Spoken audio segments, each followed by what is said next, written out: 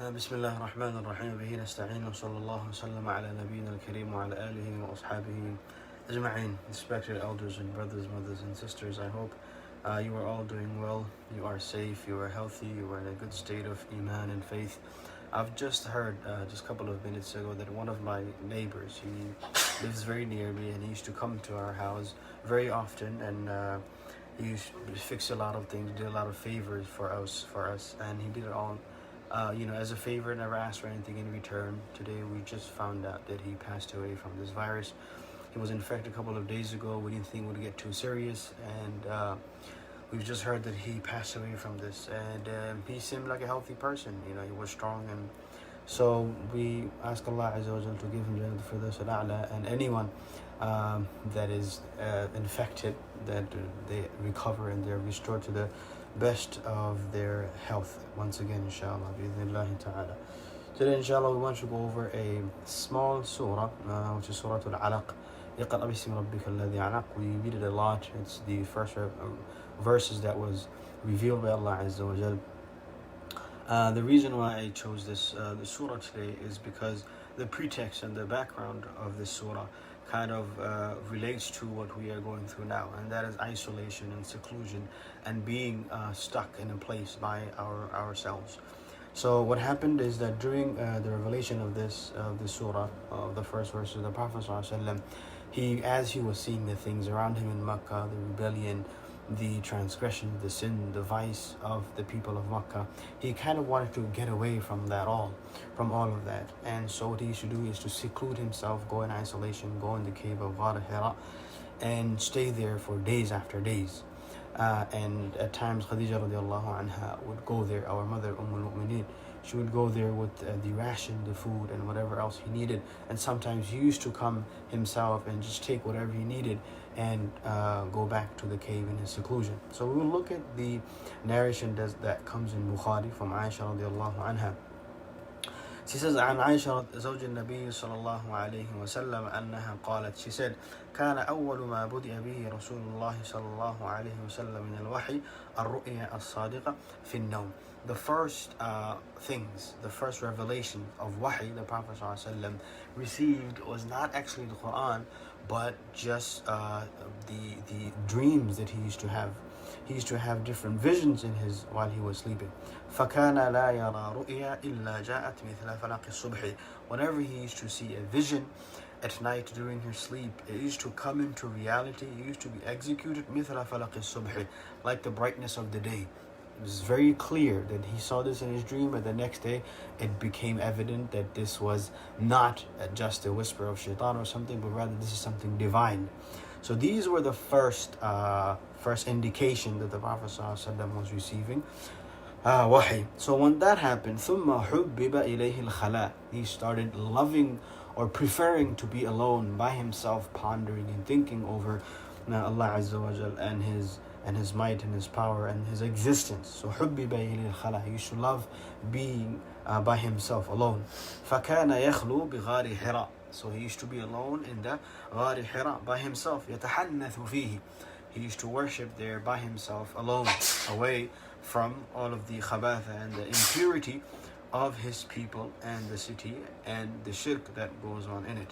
So he would rather just be by himself and just contemplate over the existence of Allah Azza wa Jal, rather than being around that impurity. I don't know if you've ever been into another country or another culture where the presence of shirk is so pronounced. In America, we have shirk and most people are not Muslims, but you don't see the izhar of that, the visualization of that as much, right? You don't see crosses everywhere, or like people are singing or doing their religious rituals everywhere. But if you've ever been to a place where they do that, and every block you pass by, there's an idol store, and every block you pass by, there's offerings from people. And I've been to a place like that, and you just you feel this sense of, I just want to get out of here because of all this filth that's here. So he used to feel like that, being around his people in Makkah, all of this khabatha that's there. So he used to just rather be by himself in the cave. And he used to يتحنث فيه, he used to pray there, الليالي أولات العدد. He used to pray there nights after nights, right? Long time at once. قبل أن يرجع إلى أهله, before he used to come back to his family. وتزود لذلك, and he should take his ration for the time being, whatever time he was going to stay for. For a couple of days, he should just take his food, in a just like people take food for their work, lunch especially. Right? Sometimes people take desi food for lunch at work, and then like there's colleagues and their co-workers around them, so they kind of have to hide eating that and all of that food and biryani and chicken and all that smell. So nonetheless, he used to take his food for the time being. ثم يرجع إلى خديجة فيتزود لمثلها. Then he used to come back and go back with whatever food he needed. It's like nowadays we're stuck at home, we go to our grocery. What were people doing before this whole thing came? They went to the grocery lines, right? And you should just stock up for bags of rice and bags of, what brother was saying, he bought 30 dozen of eggs. 30 dozen eggs he bought, So because God knows how long you're going to be stuck here for. So the Prophet ﷺ, he used to come back, take his food for however long he was going to stay, and go there and restock and get back to what he was doing. فَجَاءَهُ الْمَلَكُ, and then soon, finally, the Malak, the angel Jibreel alayhi he came. فَقَالَ, he said, اقرأ, read. He said, مَا أَنَا بِقَارٍ. He said, I don't know how to read. I'm not a reader. I have never read in my life. I'm not a writer or a reader. I'm an ummi person. I'm an illiterate person. And the reason why the Arab used to call an illiterate person ummi is because the person, as if the person just came out of his mother's womb, and mother is called So just when he comes out of the mother's womb is called ummi. He just came out. He doesn't know anything. So he said, مَا أَنَا بِقَارٍ, I'm not a qari. He said, فَأَخَذَ لِي فَغَطَّنِي حَتَّى بَلَغَ مِنِّي الْجُذْ. He took me again and he grabbed me, he squeezed me so hard until I felt like my soul and my spirit was going to come out of me. ثُمَّ أَرْسَلَنِي, then he let me go. And then he asked me again to read, and I said, مَا أَنَا بِقَارٍ, I can't read. He did this, he kept on doing this for the third time, and I said, I don't know how to read. I can't read. And then Jibreel alayhi salatu he read the first verses of the Quran and said, اقرأ بِاسْمِ رَبِّكَ الَّذِي خَلَقَ. We're going to go over the word by word meaning and translation and the implications of these verses in a bit, but let's finish the hadith that we are doing. So he read the first couple of verses. فَرَجَعَ بِهَا رَسُولُ اللَّهِ صَلَى اللَّهُ عَلَيْهِ وسلم. Then the Prophet ﷺ, he came back to his family with these verses. And what was happening? تَرْجُفُ بَوَارِدُ. His heart was trembling. He was shaking. And he was sweating profusely. حتى دخل على خديجة, until he came to Khadija, our mother, رضي الله عنها. فقال, he said, زملوني زملوني, cover me. And I am shivering, even though it's hot. Makkah is hot. He said, I'm feeling this cold, unusual cold and temperature in my body. Cover me. فزملوه, they covered him. حتى ذهب عنه الروع, until his fear and whatever he was feeling, that went away from him. ثم قال لخديجة, then he said to Khadija, أي خديجة مالي, he said, what's the matter with me? What's the problem with me? I don't know what is going on with me. I don't know if this jinn that came to me and did this, or I don't know if this is actually divine. وأخبرها الخبر, and then she told him about what happened. And look at what he says, لقد خشيت على نفسي, I'm scared of myself. I don't know what this is. And then she says, Khadija said, Kalla, never. Don't think that this is something of sorcery and the jinns and the shayateen are after you. Right? Just like Allah Azza wa Jalla said, لِتَسْكُنُوا إِلَيْهَا. You come to your wife and your spouse and you find peace and tranquility in her. This was our mother Khadija. She was giving the Prophet ﷺ, the best of mankind, reassurance and confidence that, look, be assured, abshir, have glad tidings. فَوَاللَّهِ لَا يُخْزِيَكَ اللَّهُ. Allah will never humiliate you. لا يخزيك الله. Allah will never humiliate you. Don't think this is a joke, this is a prank. Wallahi innaka latasilur rahim. The first reason she gives is that, listen, you connect family ties. You are those people who connect family ties, despite the fact that your uncle Abu Lahab, your own uncle, he is spitting at you, he's cursing you, and he's doing all of his wife, setting up traps on your road, on your path. Despite these people who are so close to you doing all of that to you, you never retaliated, you never hurt them back, physically or verbally. You're those people who connect ties with their family. وَتَصْدُقُ الْحَدِيثِ, and you're an honest person, you're truthful in your speech. وَتَحْمِلُ الْكَلَّ, and you carry the weight of people. Either it literally means that you carry the weight of people when they pass by, when they need help, or kal means a person who has no one. Kalala, right? Kalala means a person who has no father, who has no children, he is by himself. You go and you carry the burdens of those people. You seek out those people. You look for them. You try to befriend them, and you be kind to them, right? So she's saying, look, you do all of this stuff. وَتَكْسِبُ الْمَعْدُومِ. And you're a businessman. You make a lot of money. You earn a lot of money. You know, you don't get all of that thing most of the time with people, right? Money and humility. Usually when people are businessmen, they're on a whole different vibe, and the way they walk, and the way they talk, and the way they move, and the way they treat you, right? You can feel that. You know, they will have a Mercedes-Benz, and they will make sure they, you know, carry the key visibly so people can see. It's so you, despite you being a businessman, Khadija radiallahu anha, she was, you know, she hired him because he was so good in his business. So you do all of that. You're a great person, even in your business. وَتَقْرِيُ الضَّيْفَ. And you're kind to your guest. You're hospitable to your guest. وَتُعِينُ عَلَى نَوَائِبِ الْحَقِّ. And whoever needs whoever needs his right back, you go and help him out. You're the first one. So look, the reassurance she gave to him. فَانْطَلَقَتْ بِخَدِيجَةٍ. Then Khadija went with him حتى أتت به إلى ورقة بن نوفل, until she brought him to ورقة بن نوفل, who was related to her as well. And he was the cousin of Khadija radiallahu anha. So, and he was a person who was Christian. تنصر, يعني he used to follow the deen of the Nasara, of Isa alayhi salam, في الجاهلية, in Jahiliyyah days. وكان يكتب الكتاب العربي, and he was a scribe. He used to write the Torah. MashaAllah, he used to write whatever Allah used to use for him to write. وكان شيخا كبيرا قد عمي. He was an old person. قد عمي, his sight almost is blind. يعني he used to need glasses, but there was no glasses those days. فقالت له خديجة. Khadija said to him, أي عم, or my uncle, اسمع من ابن أخيك. Listen from the son of your brother. قال ورقة بن نوفل. He said, يا ابن أخي ماذا ترى? He said, oh my nephew, what do you see? What did you see in that cave?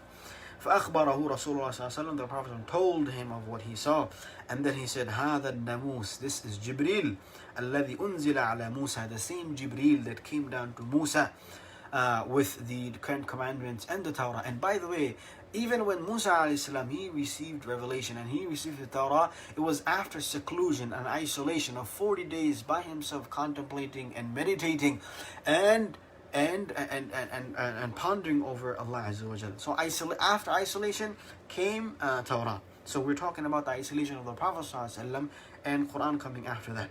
So this is the same Jibril who came to Musa. يا ليتني فيها جذعا. He said that I wish that I had life and I lived until I saw you conquer Makkah and until I saw you become victorious. So he's already saying, he said, look, this is what's going to happen, and I wish I lived to see that. He said, يا ليتني أكون حيا. He said, I wish I was alive. حين يخرجك قومك. When your people exile you and take you out of Makkah. The Prophet ﷺ said, أو مخرجي هم. These people are going to take me out. I was born here. I'm a citizen of this land and this soil and this country. These are my own people. They're gonna kick me out. He said, نعم. He said, yes. لم يأتي رجل قط بما جئت به إلا عوديا. Not a single man or a prophet came before you with what you're coming now, except that people harbored ill feelings toward them. So the same thing is going to happen to you.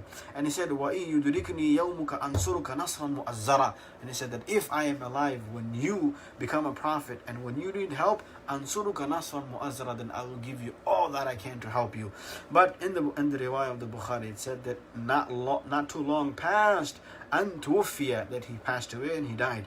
وَفَتَرَ الْوَحْيُ, and wahy stopped for a while. So now let's look at the first verses of the Quran that was revealed and what they were. So Allah says, اقرأ بسم ربك الذي خلق. Read بسم ربك, in the name of your Lord, الذي خلق, the one who created you. Right? The first word is some people are saying they can't hear, so I don't know what else I need to do.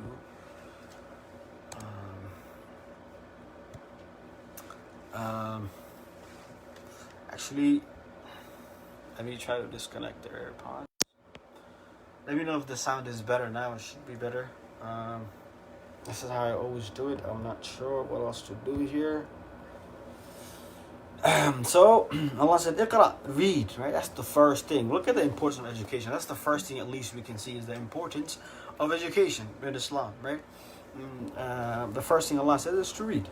And there's so many different instances where we can see how important knowledge is and was. So, read in the name of your Lord who created you. So, what's the importance of reading in the name of your Lord? What do you mean, right? So, what this actually means is every time you read, recognize and realize that you are able to read because of the intelligence Allah gave you, because of the sight Allah gave you, because of the hearing that Allah gave you. So every time you read, remember that in the name of your Lord. The fact that you're able to read is because of the mercy and the ni'mah of Allah Azza wa Jalla that you're able to read. The one who created you. And again, we said how the Prophet was Ummi.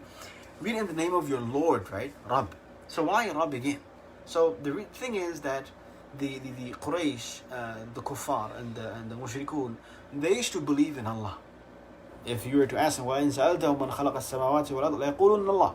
If you ask them who created the heavens and the earth, they would say it's Allah. But the problem is they used to never really recognize that He was the Rabb.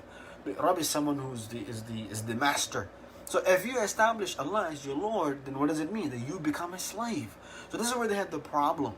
They recognize Allah as Allah, but they did not exclusively offer their worship to Allah alone. So this was again a hint towards the mushrikun, that yes, you believe in Allah as Allah, but you must believe in Him as your master as well, and that you are a slave and you must offer all your worships to Allah Azza wa Jalla Himself. The one who, they used to say before this, they used to not say Bismi Rabb, they used to say Bismillati wal Uzza, in the name of the Lat and Uzza, and all of these other gods that they used to worship too. The one who created you, right? The one who created you. Allah Azza wa Jalla created so many things. He created all of the creations, the malaika, the hayawanat, the angels, the fishes in the sea, and the birds in the sky. So it's an open-ended, right? Allah, the one who created you. But then at the next verse, he says, the one who created insan, right? That's the one that's most noteworthy. Out of all the creation, the ones Allah bring to mention is خَلَقَ الْإِنسَانِ. He created mankind. Where did He create it from? Min alaq, from something that's hanging. In the Arabic language, alaq means literally means to hang, right? Ta'alluq, muta'alliq, something that's connected to something. Aliqa means something that's hanging. So the reason why it's called that He created you from something hanging is because the womb or the embryo of a human being, when they're in the womb of the mother, they're actually attached to a wall of the mother, and they what? And they suck the nutrients and all of those things out of the mother. Just like a leech. A leech is also called alaq. A leech, because a leech hangs on to something so hard, it doesn't let go. It drinks out all the blood, and then, you have to force it out. Kind of force yourself and take that thing out of the person's body. So similarly, the embryo latches on and hangs on tightly to the wall of the womb of the mother, and it sucks out all the necessary nutrients and the blood and the oxygen from the mother. So a blood clot, you can say. So Allah, the one who created insan from alaq, from blood clot.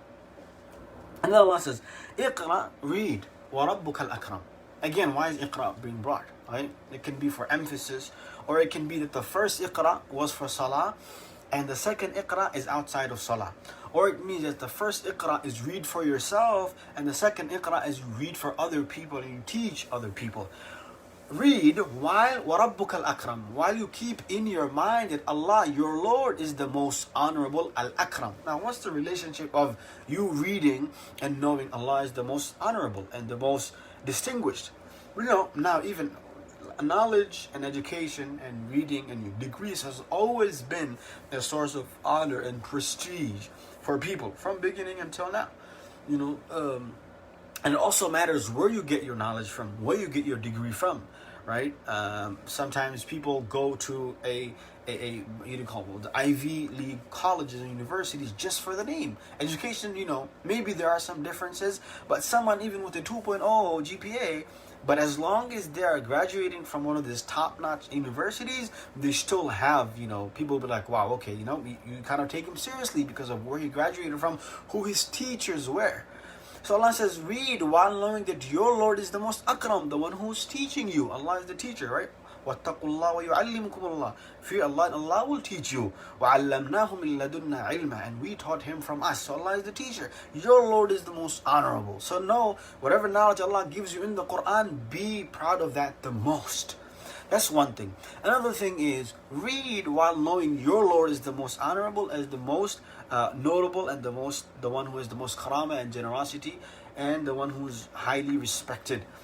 So the thing is, a lot of time when people get knowledge and they become learned and they become, get the doctorate and their PhD and whatnot, what happens is sometimes pride can come in, right? Maybe they're the first person in their family to become a graduate or get a PhD or whatnot, and then they start looking down at everybody else. Or a young graduate comes from somewhere, and then in the community, he just looks down at everybody else, right? So yes, read, but don't get too full of yourself. Know that Allah is the most akram, the most respected. الَّذِي عَلَّمَ بِالْقَلَمِ, the one who taught with the pen. Again, what's the importance of pen, and why is it being brought here? Here, the one who taught with the pen, either it means the malaika, right? Nun wal qalami wa ma yasturun. The malaika, they write down with the pens, and they did before too, when the Quran and all of the speech of Allah Azza wa Jal, they were the ones who wrote it down with the pen. So the thing with the pen is that the power of pen is what? You're actually able to write things down, store it archive it, and pass it down to the next generation. So also recognize the importance of the pen.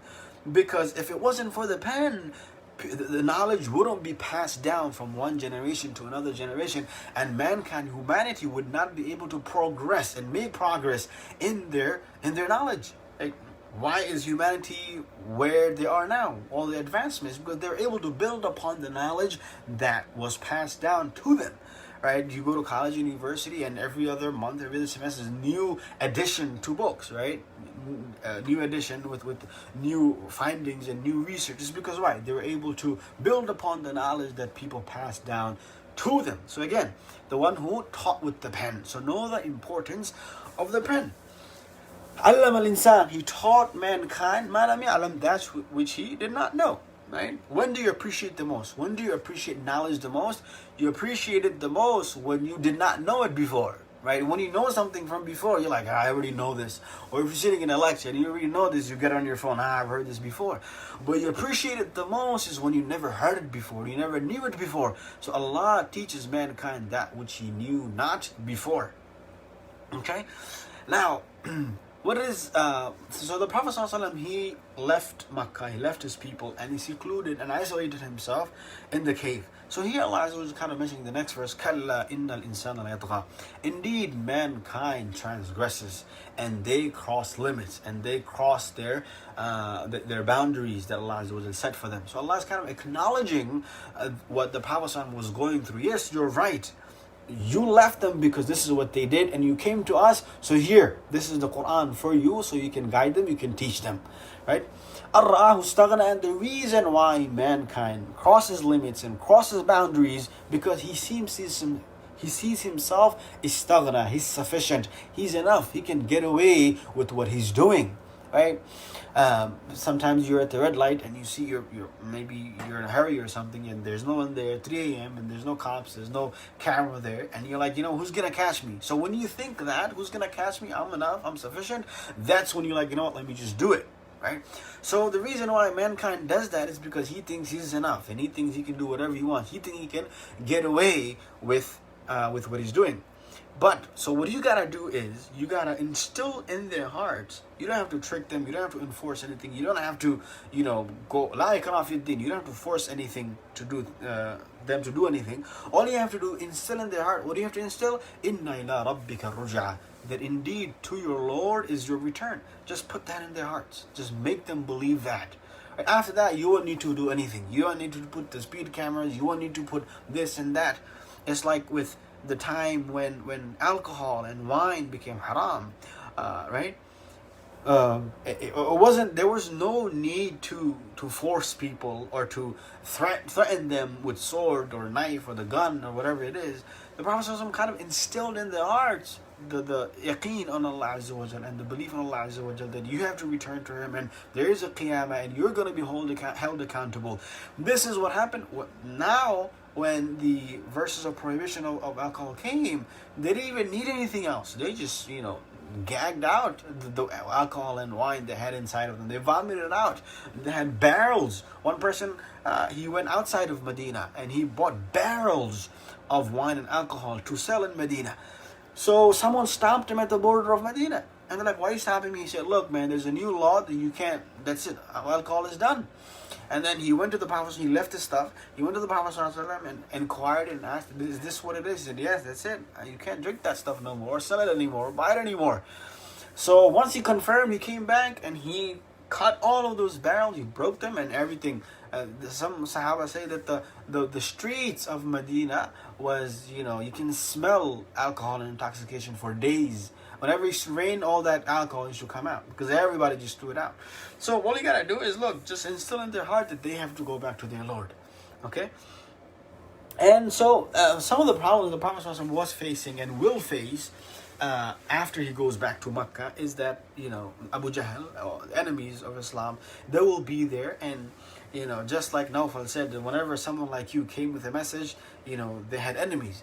So Allah Azza wa Jalla is saying that when you go back, you're going to have enemies like that. You're going to have people who go against you. Have you seen the one who prevents عَبْدًا إِذَا صَلَّى, a slave when he prays? This is the literal meaning. Have you seen the one who prevents a slave when he prays? And this is obviously talking about the Prophet himself. Because Abu Jahl, he said, look, if I see that Muhammad comes and prays in Makkah in the Maqam Ibrahim, then Abu Lahab, his uncle, also said that if I see him pray there, I will come and put my foot on his neck. I will step on his neck. Right? So have you seen the one who prevents the one who is trying to pray? أَرَأَيْتَ إِنْ كَانَ عَلَى الْهُدَى. Have you seen that he could have been upon the guidance? What's his name? Abu Jahl, his name was Amr ibn Hisham. And Umar ibn Khattab, the Prophet said, Ya Allah, strengthen Islam with one of the Umar, بأحد العمرين, Amr ibn Hisham or Umar ibn Khattab. Allah Azza wa Jal chose Umar ibn Khattab. So look, have you seen, he could have been upon the guidance had he not have too much kibr and too much takabbur and his defiance of Islam. Amar bit taqwa, he could have been the one who was commanding people for taqwa. But he could have been that person, but no, he is أَرَأَيْتَ إِنْ كَذَّبَ وَتَوَلَّى. He is the one that denies, rejects, and he turns away. أَلَمْ يَعْلَمْ بِأَنَّ اللَّهَ يَرَى. Does he not know that Allah is the one who sees? Here Allah says, أَرَأَيْتَ, have you not seen? Have you not seen? Does he not know that Allah is the one who sees all things? Kalla, never, not at all. So one time the Prophet was praying by the Maqam Ibrahim in front of the Kaaba. And Abu Jahl came and he threatened him that, look, why are you doing this? Why are you praying here? We've told you many times not to do this. And so the Prophet ﷺ, he had confidence now after receiving wahy and revelation and these verses in particular.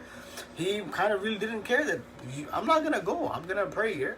So then, Abu Jahl said that, look, man, if you don't listen to me, I can call upon the whole Makkah and everybody will come and back me up and we will kick you out. And he was threatening them, right? So Allah Azza wa Jalla is saying that, listen, if he doesn't stop, then we will drag him. We will grab him by his forehead, meaning by his brain, that mind that never thought, that never pondered, that never actually reasoned and tried to believe in the message of the Prophet Nasiyatin kadhibatin khatiya. It's such a forehead, such a forelock, such a mind that's kadhiba, lying, khatiya, continuously sinning. Right? فَلْيَدْعُ نَادِيَ. So here, what did Abu Jahl say? He said that I'm going to go and call my people. Allah says, فَلْيَدْعُ نَادِيَ. Let him call whoever he wants. Let him call his people. Who's he going to call? Allah says, سَنَدْعُ الزَّبَانِيَ. We will call the Zabaniya, the guardians, the angels of Jahannam. We will call them. Let him call who he wants. سَنَدْعُ الزَّبَانِيَ. We will call the Zabaniya, the angels of Jahannam. So Allah says, the last verse, Kalla, never, La tuti'hu. Don't obey him. Don't worry about him. This is the most VIP guy, the most influential guy of Makkah. Right, don't give a damn about him. La tuti'hu. Don't worry about him. Don't obey him. What do you gotta do? Wasjud. Continue doing sajda. Waqtarib. And keep getting closer to Allah Azza wa Jal through your sajda. In your sajda, you are physically at your lowest, but spiritually you are at your highest. So don't worry about this guy, this scum, or what do you call this wherever he is. Don't worry about him. Right? Just continue doing what you're doing. In another surah, Allah says, وَلَقَدْ نَعْلَمُ أَنَّكَ يَضِيقُ صَدْرُكَ بِمَا يَقُولُونَ. We know that you are saddened, you're grieving by what they say. What do you gotta do? فَسَبِّحْ بِحَمْدِ رَبِّكَ وَكُن مِّنَ السَّاجِدِينَ. do tasbih of Allah Azza wa Jal, and continuously be upon those who do sajda. Right? وَاعْبُدْ رَبَّكَ حَتَّى يَأْتِيَكَ الْيَقِينُ, and worship your Lord until death comes to you. So this is the end of Surah Al-Alaq. The reason why we wanted to talk about this surah is because the greatest gift and the greatest miracle of Allah Azza wa Jal, of the Prophet ﷺ, that he ever received was the Quran. And the source of our guidance until the day of judgment is the Quran.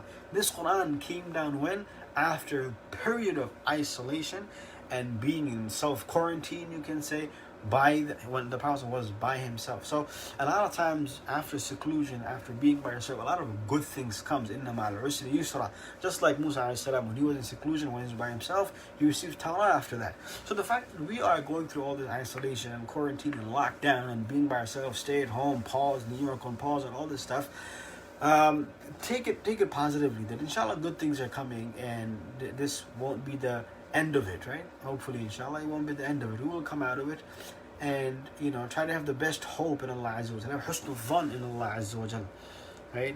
Like a lot of sad things are happening, right? Just heard that one of my neighbors, very close to us, he just passed away from this virus, and we should take it seriously. From the beginning, there were people that were saying this is nothing, this is that.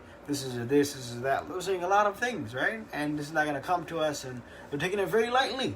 And now, when it's really hitting home and it's really, people are dying around them, now the tone is changing. So we shouldn't, we should take it seriously, that this is actually perhaps a punishment from Allah Azza wa Jal. Like we said, وَلِلَّهِ جُنُودُ السَّمَاوَاتِ وَالْأَرْضِ, and to Allah belongs the army of the heavens and the earth. This is an army of Allah that we don't even see. Right? So have fear the power of Allah and the qudra of Allah Azza wa Jal. And inshallah we'll come out of this and they will be good in it, inshallah, as well. And whoever has passed through Allah Azza wa Jal, give them Jannah al-Firdaus al-A'la, forgive them and protect us and our families, inshallah. We'll stop here, inshallah. If you guys have any questions or comments, you can write in the comment section and we'll try to get back. Jazakumullah khairan for your time. Allah Azza wa Jal reward you. Inshallah we'll meet again next week. Bi-idhnillahi ta'ala. Wassalamu alaikum wa rahmatullahi wa barakatuh.